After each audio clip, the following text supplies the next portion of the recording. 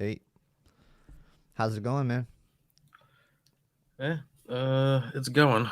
Got Yeah, the X95K finished and boxed back up, and that was a pain. yeah, I bet.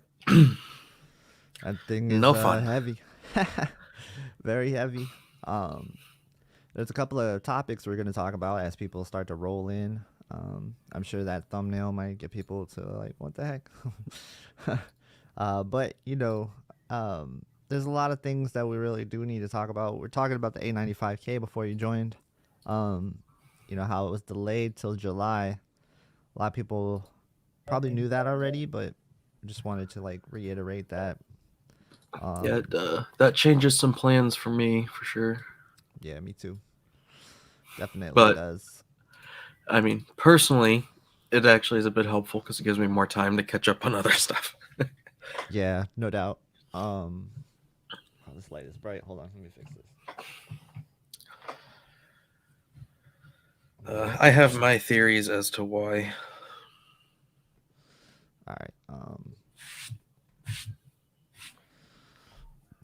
As to why? Sure. Go ahead. Mhm. Lay them out.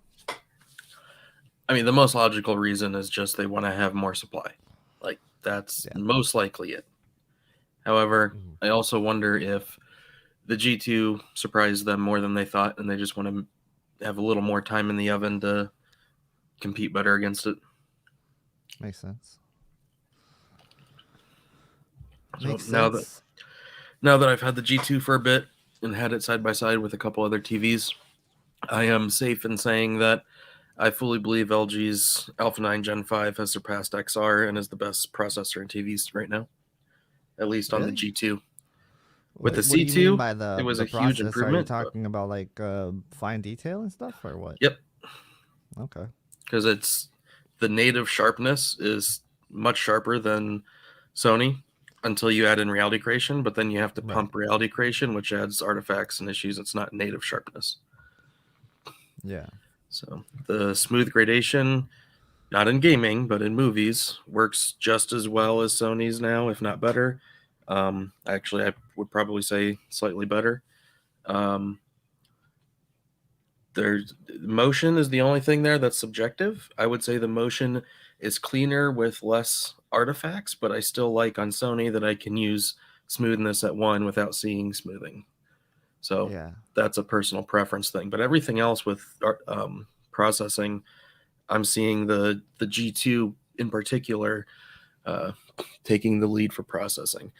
In the Mm-hmm. C2, certainly, I just don't know if I didn't have enough time with it, um, or there is a difference between the C and the G series. Not sure. Yeah, well, so like what I saw with the C2 when I put it up against the A80J, I didn't think it was that close. The G2 seems to get a little bit closer. I need to look into the fine detail more. Um, I really didn't see the same thing on that side of things. I thought the fine detail was still better on the Sony. Well, Um, have you turned off reality creation at all? well, no, I keep it on auto, but that's Yeah. part of what the TV is doing, though. That's one of the things Well, that that's what the I'm saying. The native sharpness. right. Well, if it is, it's still sort of the native sharpness because it's on by default as auto, right? I mean, it's what the XR processor is doing. It's part of what the XR processor is doing. It's like if you turn that off, then you're not getting the full range. Just like if you don't use the AI Picture Pro, you're not getting the full range of the LG. I still can't get AI Picture Pro to work. But FOMO saw the Really? same thing too. FOMO Yeah. says the upscaling on the G2 is better than the A90J. Hmm. Yeah, I didn't see that with the upscaling. And I've tested the Nintendo Switch, and that's like a really big upscale test, and it's definitely not on the same level there. I haven't really tried to upscale too much TV. Um, there's not too much I can think of. I mean, 1080p just seems about the same. Um, I haven't tried 480p or anything like that. Yeah, it's definitely a hot take, I'll say. Um, I'll have to look into it more before I really really say anything about that, because when I compared the C2, and that's really what I did so far, I didn't really jump into the G2 versus A80J or anything like that. I didn't see that. All right, so I don't mean to say a lot sharper. It's or much sharper, or whatever I said, because review said that much sharper. Yeah, compared to the X95K, it's much sharper for sure. Compared to the S95B, it's a little sharper, but it's still sharper. You're saying the G2 is sharper than the S95B? Yeah. On what kind of content though? 4K, 4K streaming, SDR. Okay. Yeah, I'll look into that. We'll see. We'll see. That's I'll what say I didn't Matt, look into the Sammy, and G2 FOMO saw as enough. well. Yeah, I didn't look into the G2 enough just yet to like make any judgments based on that. So I'll kind of hold back my thoughts. But yeah, we'll look into that, because I really thought the S95B's sharpening and the way that it did picture processing was probably one of the best that I've seen since Sony. And honestly, there's a couple of aspects where I felt it was a little bit better than Sony.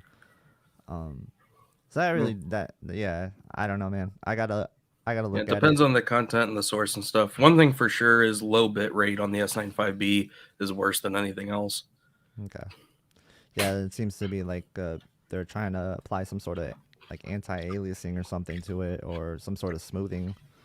I think they have something like that with their upscaling, and when it's low bit rate, it just doesn't translate. I haven't really ran into low bit rate stuff too much, so I mean, does that really only affect you if you're having like a bad connection, or for the most part? Sorry, what'd you say? Oh, low bit rate, isn't that only going to affect you if you have like a little bit of a bad connection or something? No, it has nothing to do with your own connection. It could be a lot of people on whatever streaming service, so it cuts. Oh, like the Like at throttling. when you're streaming something, you only get 2 seconds, and then every 2 seconds, it's adjusting its quality. So Right.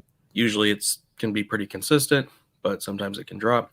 But like if you're just watching like The Walking Dead or whatever, it's just a low quality show, something like that. The S95B just makes it look really bad. Yeah. Buddy Love, thank you for the super chat. He says great upscale test is to plug a digital antenna into both the G2 and A90J and see what happens. Thanks for all your contents. Thank you, Buddy Love, for the super chat. I haven't even looked into that. That's something that I was going to try to add, is try to get some way to try to show like the broadcast TV. So I might look into doing something like this for my reviews. Nothing set in stone yet, but a big antenna company reached out to me, so I'm waiting to hear back what's going on with that. Oh, okay, cool, nice. I mean, I think that's already kind of set in stone. Super Stealth Dragon. S95B is probably not gonna be worse than the A95K in gaming, especially if you consider all the gaming features and then the low input lag to go along with that. Yeah, I don't see that. So I think you're right. Did you see? I think I sent you that the A95K measured at 21 milliseconds on the input lag. Yeah, that sounds about right. Yeah.